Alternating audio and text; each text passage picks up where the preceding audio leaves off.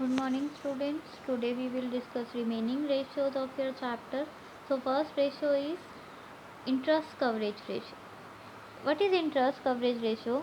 Interest coverage ratio is called debt service ratio. Interest coverage ratio से हमें क्या पता चलता है कि हमारे प्रॉफिट कितने हैं before charging interest and tax compare to fix interest charges, कि हम कितना प्रॉफिट अर्न करते हैं. So in this ratio your formula is profit before charging interest and tax divided by fixed interest charges. So interest coverage ratio is considered 6 to 7 times. अगर आपकी ratio 6 to 7 times है तो वो appropriate है, क्योंकि इससे हमें ये पता चलता है कि हमारी फर्म की एबिलिटी कैसी है अपने फिक्स ऑब्लिगेशन को कंप्लीट करने के लिए.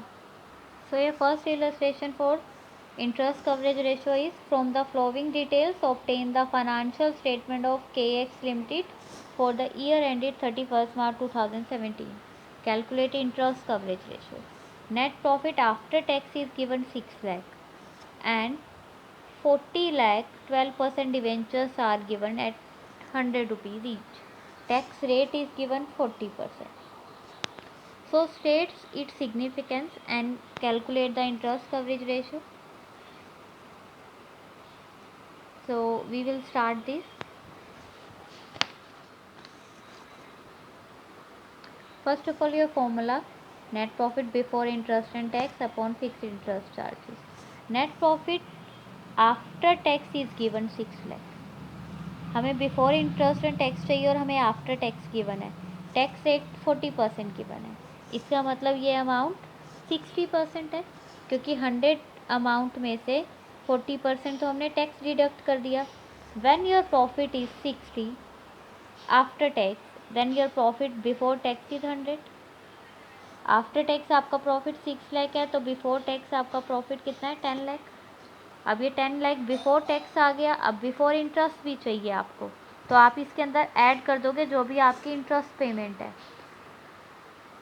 Interest amount is debentures are given 40 lakh and their ratio is 12%. So your fix interest obligation is 4,80,000. Profit before tax आपको 10 लाख है, आपने इंटरेस्ट पे किया 480, तो profit before interest and tax are 14,80,000. Your fix obligation, आपकी ऑब्लिगेशन क्या है जो आपको पूरी करनी है, ये इंटरेस्ट का अमाउंट. तो पहले आपने प्रॉफिट निकालना है before interest and tax.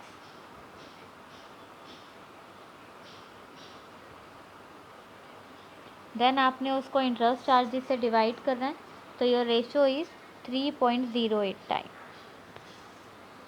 For today our next topic is activity ratio.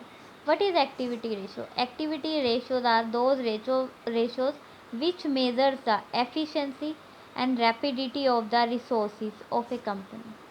Activity ratio हमारी कंपनी की एक्टिविटीज़ को मेज़र करती है, एफिशिएंसी बताती है कि इन्वेंट्री की क्या एफिशिएंसी है, फिक्स एसेट कैसी है, कितनी जल्दी कवर अप होती है, all of these. So in activity ratio first ratio is inventory turnover ratio. Inventory turnover ratio. Inventory turnover ratio express the relationship between cost of goods sold, that means cost of revenue from operation, and their average inventory. So inventory turnover ratio is cost of goods sold divided by average inventory. What is cost of goods sold? In final account we already prepared the final account.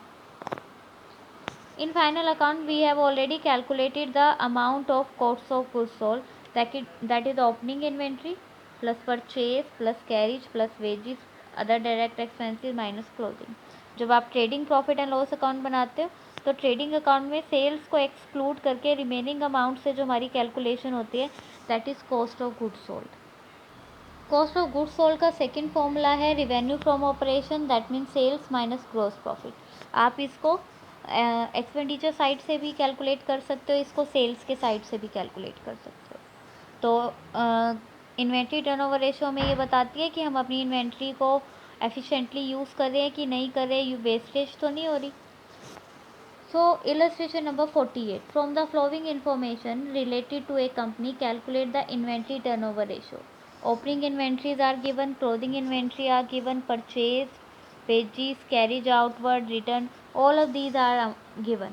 We will calculate inventory turnover ratio. तो inventory turnover ratio का formula है cost of goods sold divide by average inventory. Cost of goods sold के लिए opening stock में plus कर देंगे हम किसको, परचेज को, डायरेक्ट एक्सपेंडिचर्स को, एंड माइनस कर देंगे क्लोजिंग स्टॉक को। सो इन्वेंट्री टर्नओवर रेशियो के लिए कॉस्ट ऑफ गुड्स सोल्ड में opening stock plus net purchase. Net purchase कैसे आता है, परचेज में से उसका रिटर्न माइनस करके, plus direct expenditure minus closing stock. So cost of goods sold is 90,000। Average inventory का मतलब है आपके ओपनिंग और क्लोजिंग इन्वेंट्री को ऐड करके डिवाइड बाई 2 कर दो। तो हमारे पास कॉस्ट ऑफ गुड्स सोल्ड 90,000 है, average inventory is 21,000, so our ratio is 4.29। Now we will discuss next few sums related to inventory turnover ratio. From the following information, calculate inventory turnover ratio. Sales is given, gross profit is given. Opening inventory is 1/3 of closing inventory, and closing inventory is 30% of sales. First of all, cost plus gross profit equal to sales.